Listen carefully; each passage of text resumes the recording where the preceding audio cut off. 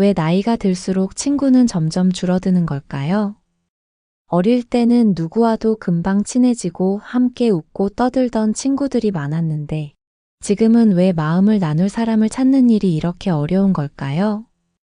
혹시 이런 생각을 해본 적 있으신가요? 왜 내 인간관계는 항상 똑같은 방식으로 반복될까?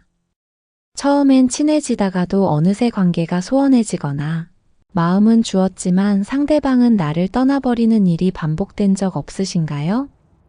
우리가 맺는 인간관계는 단순한 만남이 아닙니다.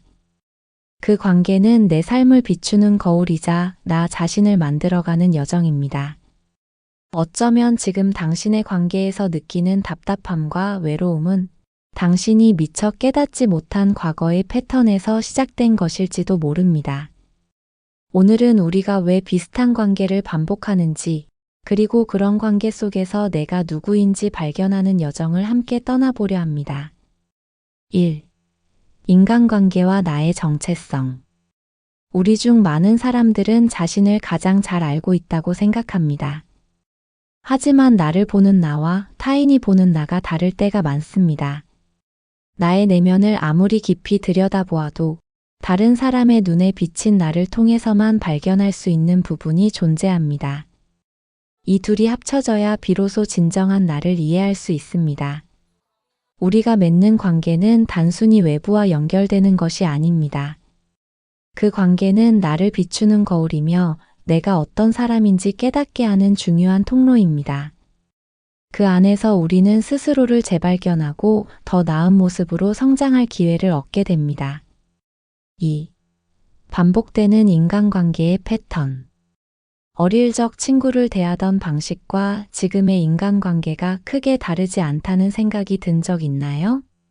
심리학에서는 이러한 현상을 애착이라는 개념으로 설명합니다. 우리가 어릴 때 부모님과 맺은 관계에서 형성된 안정감이나 불안감은 성인이 되어 대인관계에도 큰 영향을 미칩니다. 예를 들어 어릴 적 부모님으로부터 안정적인 사랑과 지지를 받은 사람은 성인이 되어도 사람들과의 관계에서 신뢰를 바탕으로 건강하게 소통할 가능성이 높습니다. 반면 부모님으로부터 무관심이나 거부를 경험한 사람은 타인과의 관계에서도 쉽게 불안을 느끼거나 회피하려는 경향이 나타날 수 있습니다. 하지만 중요한 것은 이 모든 것이 우리를 결정짓는 절대적인 운명이 아니라는 점입니다. 우리는 새로운 관계 속에서 새로운 방식을 배울 수 있으며 스스로 원하는 대로 인간관계를 바꿔나갈 수 있습니다. 3. 사랑과 우정, 그 차이와 가치. 사랑과 우정은 모두 소중하지만 그 본질에는 분명한 차이가 있습니다. 사랑은 강렬하고 뜨거우며 때로는 독점적입니다. 사랑에 빠진 사람은 그 관계 속에서 온전히 몰입하게 되고 서로에게 모든 것을 내어주려 하죠. 반면 우정은 잔잔한 강물처럼 우리의 삶에 스며들며 안정감을 줍니다. 우정은 긴 시간 동안 우리 곁을 지키며 우리에게 위로와 지지를 제공합니다. 특히 나이가 들수록 사랑보다 우정의 가치가 더욱 중요해집니다. 오래된 슈퍼친구나 삽친구를 떠올려 보세요. 그들은 언제나 내 편이 되어준 사람들입니다. 오랜 시간 잊고 지냈던 친구에게 연락해보는 것만으로도 우리는 관계 속에서 큰 위로와 따뜻함을 느낄 수 있습니다.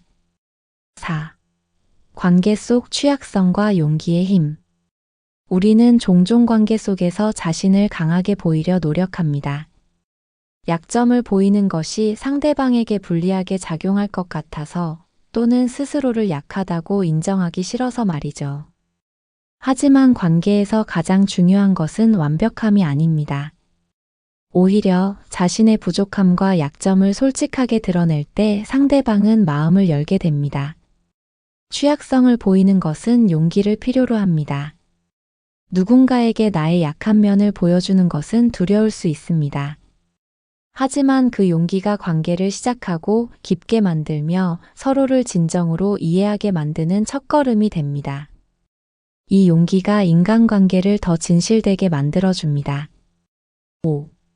새로운 관계를 위한 열린 자세. 새로운 사람과 관계를 맺는 일은 나이를 먹을수록 더 어렵게 느껴질 수 있습니다. 하지만 나이와 상관없이 새로운 인연은 우리 삶에 큰 변화를 가져다 줍니다.